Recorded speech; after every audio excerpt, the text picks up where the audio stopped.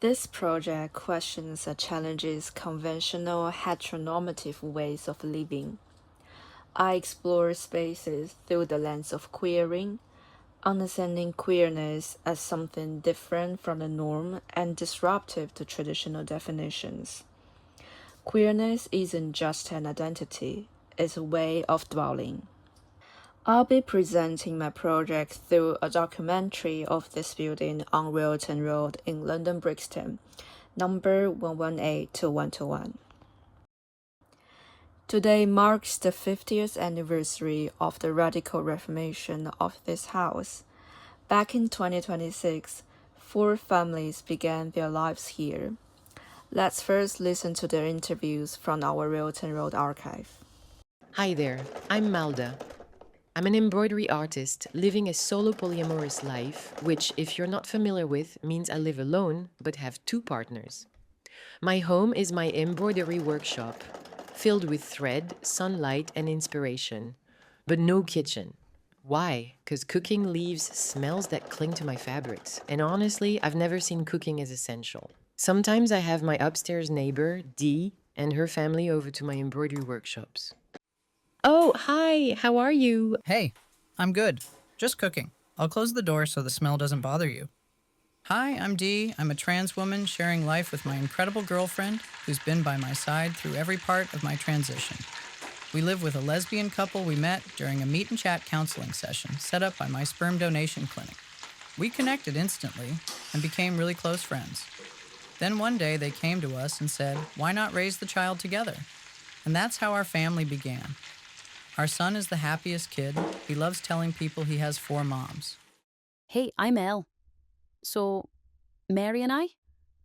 We're exes, best friends, housemates, and co-hosts of a queer podcast called Life of Bi. Welcome to Life of Bi. Yeah, we used to date, but And I'm honestly, Elle. And this the friendship episode that came is gonna after, be rambling. way stronger than the romance ever was. Our flat is basically a podcast studio where we dive deep into the chaos and joy of queer life.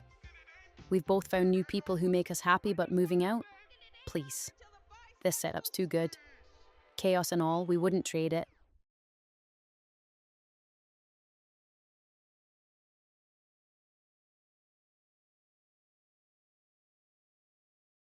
Hi, I'm Judith. I'm a trans woman and a single mom. My wife and I always dreamed of raising a family together, but life had other plans. She passed away when our daughter was just 3, and there's a part of that loss that will always stay with us. Sure, she didn't come out of my belly, but I'm her mom in every way that counts. Every laugh, every tear, every bedtime story, it all carries the love we built together. These families were not very common at the time. Most domestic spaces were still shaped by the nuclear family, typically 2 parents and the children. So the houses were designed under a heteronormative structure. Let's take 121 Railton Road as an example. It's one of the terraced houses on Railton Road in Brixton.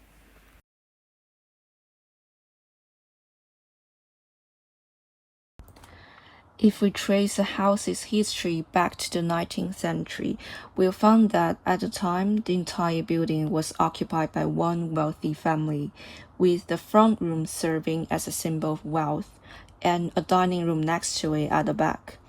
Private spaces like bedrooms and bathrooms were upstairs, and the rest of the spaces for servants were hidden in the basement and backyard, which was also where the houseworks were taking place. Later, this house, like many others in London, was redesigned for modern nuclear families.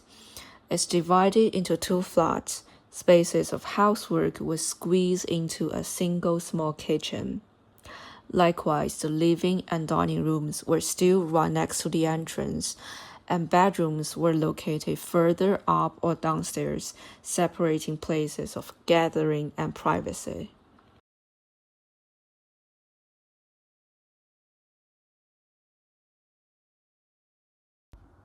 In the 1970s, this building was squatted by Olive Morris, who's a radical activist.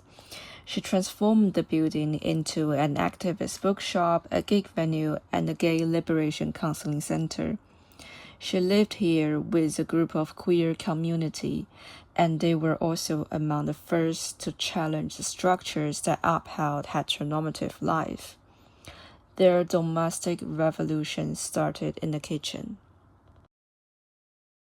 At a late-night meeting, one of the residents brought up a scene from Portrait of Lady on Fire, where three women from different classes sit together at the same table. This moment itself is queering, because it breaks away from the strict hierarchies of social status, which was a norm at the time. In that space, they are equal, momentarily escaping the patriarchal world outside. But what happens if we remove the shelter, place them at a table structured by hierarchy?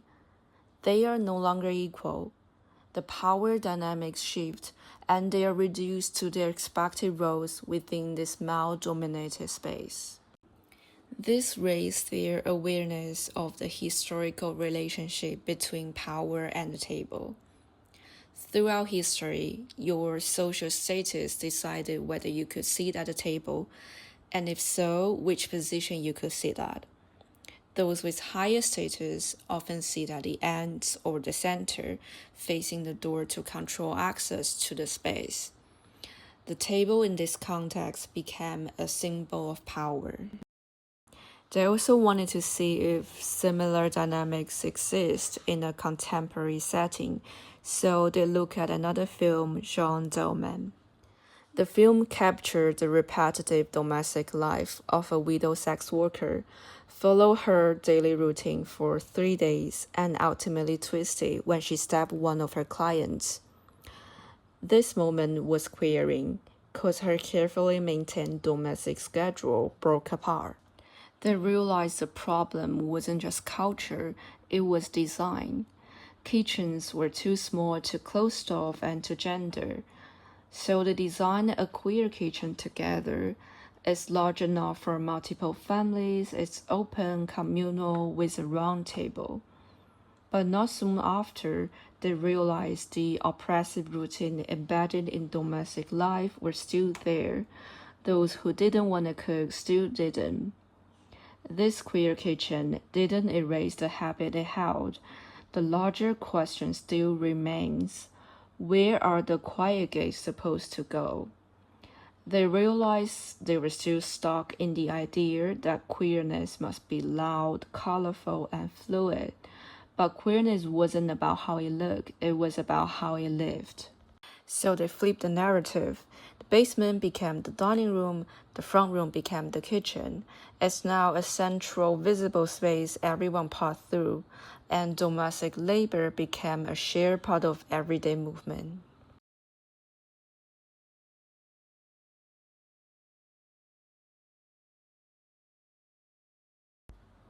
And then came the embroidery artist Melda, who you already know. They thought rather than seeking for a single rule that fitted for every queer family, we need to highlight the diversity of queer individuals. Alongside other queer families, Dee, Judy's, and Al, they came together to dream a life that they could share on Railton Road. And this is the story of how this legacy building in front of you exists. With so many revolutions since the 1970s, it's surprising that this building hasn't changed much since 2026. Now in 2075, how do we carry the legacy forward? As we imagine the next 50 years, we also remember what brought us here. One of the residents, Judith, sometimes speaks of her grandmother. As a child, she thought food just appeared on the table, clothes folded themselves, the house stayed clean by magic.